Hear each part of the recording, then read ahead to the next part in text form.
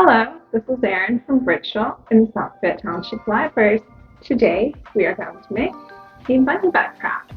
Let's see what we'll need for this activity.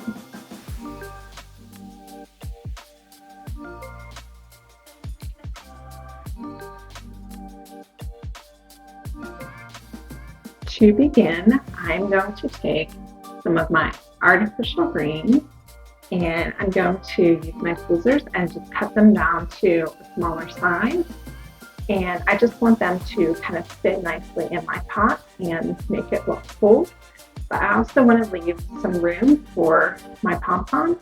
And my pom-pom will sit, you can see, close to one of the sides. So I just want to arrange my flowers, keeping that in mind.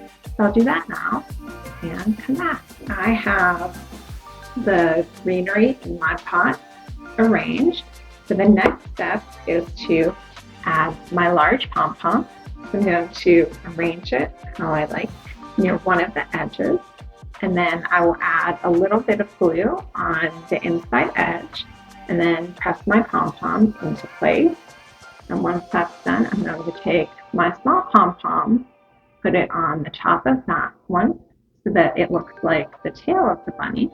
And then I'll glue that into place as well. And once I'm done with that, we'll move on to adding feet to our bunny. I'll be back in just a minute. Now it's time to add feet to your bunny. So I just used some felt, and you can see I cut an oval and then cut some smaller pieces of felt to make the pads of my bunny's feet. And I glued it to the pot itself, but I made sure that part of the bunny's foot was up onto the pom-pom and then part was on the pot. So it looked like the bunny's feet were hanging over the edge of the pot. And that's all there is. Thank you for tuning in and have a great day, everyone.